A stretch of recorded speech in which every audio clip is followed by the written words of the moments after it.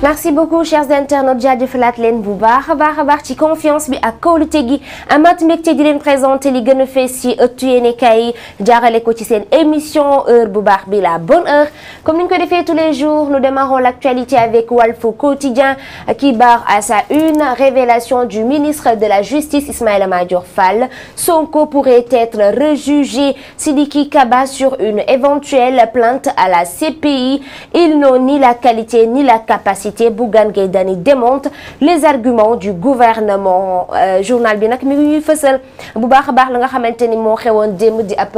conférence de presse bi nga xamante ni gouvernement bu Sénégal moo ko woote woon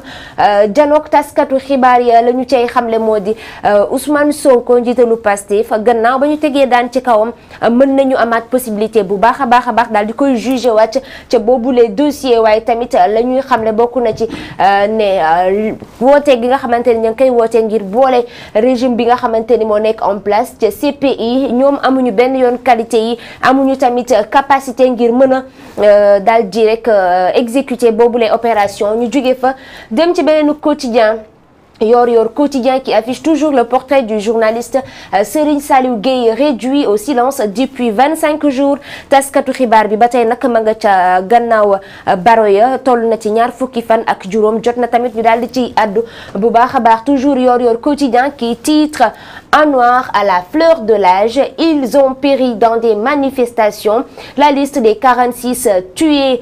46 jeunes tués au Sénégal entre mars 2021 et juin 2023 yéenekaay bi mi ngi àddu nag jëmale ci ndaw yi nga xamante ni fa ñu tolloon mooy ci seen diggu doole seen digg ndaw ngir mën a liggéey dimbali seenu njaboot nekkoon it seen yaakaaru kër waaye lu toll ci ñeent fukki ci ñoom ak juróom benn daal dinañu ñàkk seen i bakkan ci ay manifestation yoo xamante ni moo amoon ci réewum Sénégal ci diggante atum 2021 mars ak juin 2023 mu nekk situation boo xamante ni ñu ngi ñaan tamit yàlla mu daal di fi yam ñu jógee fa dem ci beneen quotidien Source A ba tey moom tamit mi ngi fësal ñi nga xamante ne ñoo représenté gouvernement bu Sénégal li ki démb doon janook taskatu xibaar yi sur le 31 le premier ministre entouré de 4 ministres en conférence de presse hier pour disserter plutôt sur les émeutes de mars 2021 et juin 2023 2 heures de show loolee la yéenekaay bi daal di fësal fàttali bu baax a baax li nga xamante ne daal dinañ koy waxtaane ñeel le premier ministre ñeel Antoine Félix Diome Ismaïla Madior Fall ak Sidiki Kaba ñu jógee fa dem ci beneen quotidien bi nga xamante ni moo di Bës Bi Le Jour qui revient également sur l'actualité le premier ministre et ses ministres s'expliquent sur le procès et les violences équipe de combat c'est ce que titre Bës Bi Le Jour ba tey mu revenir sur les propos du premier ministre nous prenons la pleine mesure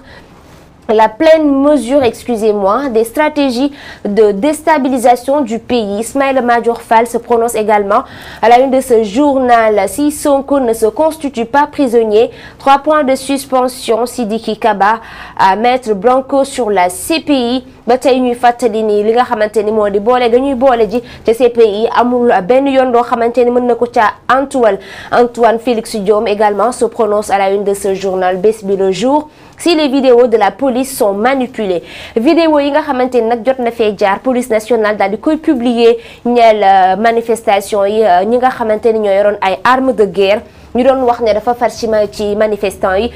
ndaw ñi nag daal dinañuy génne 2 heures de temps plus tard ay vidéo yoo xamante ni viral na ci réseaux sociaux yi wane ni ñooñu dañoo fekk baax sax wala sax dañoo bàyyeekoo ci ñi nga xamante ni ñoo di takk der yi ñoom nag la ñu xamle mooy di vidéo yooyu mën nañu ko manipuler mën na bañ a nekk ay vidéo yoo xamante ni ay vidéo yu normal la ay vidéo yu dëggu la parce que won nañu leen yan xarañte la ñu mën a am yan xarale la ñu mën a am ngir mën a manipuler ay vidéo ba tey Abdou Karim Fofana la ñuy seen ci xëtu yéenekaay bi moom nag mu n'est pas encore d'impact sur les prix et si ça perdure nous ouvrirons les importations ñu jóge fa dem ci beneen quotidien l'Express qui affiche également le gouvernement du Sénégal bi nga xamante ni kii di premier ministre moo ko daal di jiite, voulant communiquer après la forte pression internationale, exercice raté pour le gouvernement d'Amadou Ba. L'Express nee na nag lépp loo xamante ni amoon na fi ci manifestation la ñu bëggoon a exposé bëggoon cee waxtaan, waaye dafa mel ni gouvernement bu Sénégal dafa daal di lajj ci boobule exposition. ñu jógee fa dem ci beneen journal Libération mi nga xamante ni mi ngi daal di addu jëmale ci leneen, mu ne inculpé après plusieurs retours de parquet les 14 femmes du bois sacré sous le coup de l'article 80. mu mel ni jigéen ñooñu nga xamante ni tegoon nañu leen loxo ca bois sacré la ñu bokk. fi mu nekk nii nag booy xool article 80 la ñu daal di gàll ci seen ndodd, waaye bu ñu sukkandikoo ba tey ci yéenekaay bi ñoom nag ba ñu waxtaanee bu baax a baax ak enquêteurs ya daal dinañu lànk ne ñoom duñu takk benn yoon di bracelet électronique. ñu jógee fa dem ci beneen quotidien bi di Sud Quotidien ba tey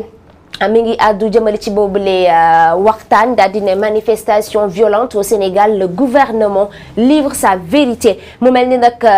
ñàngal daal la ñu daal di wane ci xëtu yéenekaay bi. mu mel ni gouvernement bu Sénégal dafa daal di taxaw takku ba dëgër ngir jàmmaarloo ak ñi nga xamante ne ñoo di way defkatu ñaawtee fi ñoom la ñu ko tuddee rax ci biir manifestant yi. képp koo xamante ni laale nga ca la ñuy sàkk moo ñu daal di koy leeral, daal di lay teg ay daan. ñu jógee fa dem ci beneen quotidien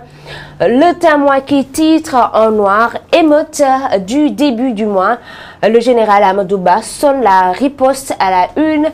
de Témoin quotidien. Ismaïla Madior Fall, pourquoi Ousmane Sonko n'est toujours pas arrêté? ki nga xamante ni nag mooy Ismaïla Madior Fall la mu xamle moo di Ousmane Sonko bu fekkente ni ba tey ji jamono ji ñuy waxee ak yéen teguñu ko loxo, c'est parce que am na lu ko waral, te it am na yeneen i opportunité yoo xamante ni mën na ko saisir ngir ñu mën a càmbaraat boobu les décision Félix Dione ba tey moom mu daal di xamle ni une enquête ouverte sur les civils armés dans les manifestations. ibbi nañu ay enquête nag ngir mën a xool ana ñan ñoo armé woon ci manifestation yi fi jotoon a jaar. Le blocus du domicile de Ousmane Sonko relève du maintien de l'ordre. waaye ñoom la ñu xamle moo di contrairement ak li askan wi di xalaat ak li ñuy wax, mooy que ni blocus ba am ci buntu kër Ousmane Sonko dafa bokk ci maintenir l'ordre, c'est-à-dire maintien de l'ordre bokk na ci li nga xamante ni moo di motif yi tax ñu daal di bloqué buntu kër Ousmane Sonko, contrairement ak population bi nga xamante ni nee nañu Ousmane Sonko ci prison la nekk. Guy Marius Sagna daal di koy dëggal. ñu jógee fa dem ci beneen quotidien Rewmi Quotidien moom mi ngi affiché le portrait du leader de Pastef Ousmane Sonko daal di ne possible arrestation de Sonko, le scénario se dessine. yéenekaay bi di xamle ni am nañu possibilité ngir mën a teg loxo bu baax a baax Ousmane Sonko ndax dara weesagul. ñu jógee fa dem ci beneen quotidien bi di le journal du groupe des médias qui titre en noir mort de manifestants, incohérence de la police, situation de Sonko, le gouvernement s'explique sans convaincre. Des vidéos montrant des nervis avec la police ont peut-être été manipulées pour que Sonko soit arrêté. Il faut que la décision de justice non disponible lui soit notifiée. ñoom nag ña nga àdduwaat ci vidéo yi nga xamante ni viraloon na ci réseaux sociaux yi, nee nañu mën nañu ko manipuler ba fexe ba ki nga xamante ni moom la ñu jàpp moo yor arme bi génne ko ci biir oto bu police nationale. Bougane Gueye Dany nag daal dinay fës ci xëtu yéenekaay bi génn ba 20h jotee moom it janow taskatu xibaar yi daal di démonter pièce par pièce li nga xamante ni moo di conférence de presse bu gouvernement bu Sénégal. la mu xamle mooy les enquêtes de la presse étrangère ont fini déconstruire le mensonge d'État. mu mel ni yéenekaay bi nag ma ngay wax ne moom Bougane Gueye Dany nee na presse bi nga xamante ni moo nekk ca bitim réew dañoo daal di fësal bu baax a baax li nga xamante ni mooy njuuj njaaj bi nekk ci gouvernement bu Sénégal ak ana nan la ñuy doxalee. mu ne pour l'emprisonnement injuste de Sonko, nous laissons vos réponses fallacieuses aux juristes émérités. li nga xamante ni mooy ñeel arrestation Ousmane Sonko wala sax blocus ba nekk ca buntu këram, lépp lu ci war ñu ngay bàyyi juristes yi nga xamante ni ñoom la ci seen xam-xam màcc ñu daal di ciy indi ay leeral. ñu jógee fa dem ci beneen quotidien C'est l'Observateur, le journal du groupe Futur Média qui titre en noir point de presse sur les manifestations mot sur mot maanaam ay wax la ñu jël teg ko ci ay métital maanaam ay wax la ñu jël teg ko ci kaw sénégalais yi nga xamante ni saa si tembe booy xool ay nakar kese la ñuy jànkonteel. Le regard critique des experts en com sur l'opération de déconstruction du gouvernement. Ba tey yéenekaay bi di fësal ne le manifestant incendiaire au visage criminel démasqué. Mu mel ni ay vidéo nag daal dinay jot a génn ba ñu jot a teg loxo ñenn ci ñu doon manifester ñu jóge fa dem ci beneen quotidien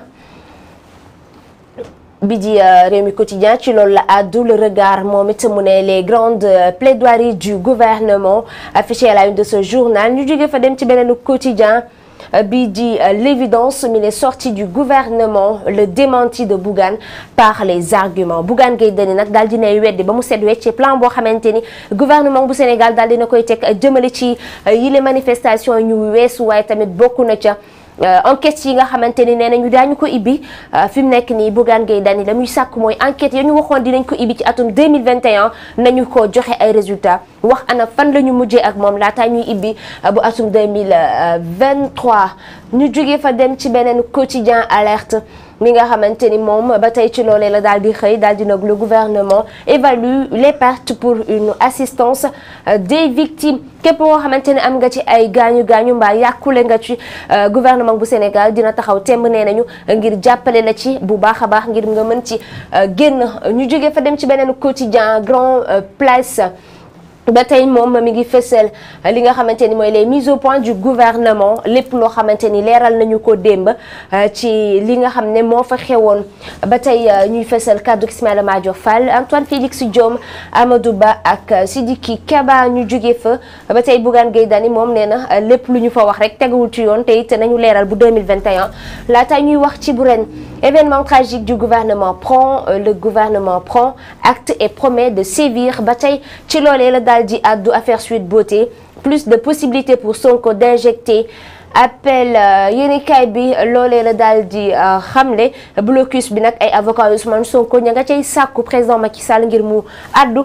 jëmale ca. ñu jëm ci beneen quotidien Les Échos mi nga xamante ni mi ngi àddu moom tamit ce journal s'intéresse de tout à fait autre chose. mu ne grève pour paralyser le système et bloquer la mobilisation de Restet, le fleuve total du syndicat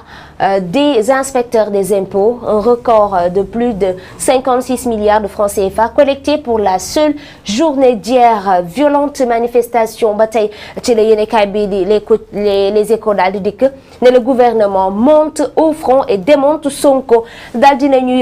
yéeg ci kaw nag ngir mën a wax jëmale ci ki nga xamante ne nag fi mu nekk nii jàpp nañu ne ñoom luy njàkk moom mooy njàkk moo di Ousmane Sonko. ci moom daal la ñu doon xëy dafa mel ni ci la ñu gontu ni ki démb ñu jógee fa dem ci beneen quotidien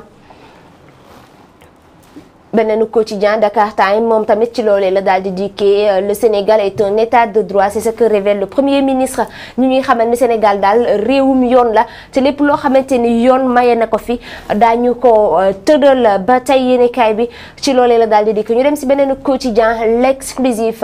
mi nga xamante ni mi ngi ne le gouvernement et ses formules affichées à la une de ce journal. Bougane Gueye Dany contre conférence de presse. Bougane casse la pyramide des mensonges. Bougane Gueye Dany nag lépp loo xamante ni tabax nañ ko ñoom gouvernement bu Sénégal daal dina koy tasar. ñu jóge fa dem ci beneen quotidien bi nga xamante ni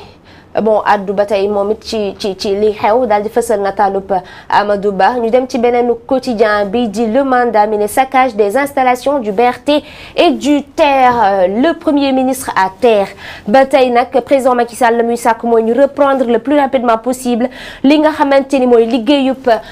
BRT bi waaye tamit li nga xamante ni rek moom la askan wi yëpp bokk. waaye tamit gouvernement bu Sénégal fàttali na ni képp koo xamante ni mineur nga say ak toll woon ci 18 ans nañu la bàyyi nga dellu ci say kër njaboot. ñu jóge fa dem ci beneen quotidien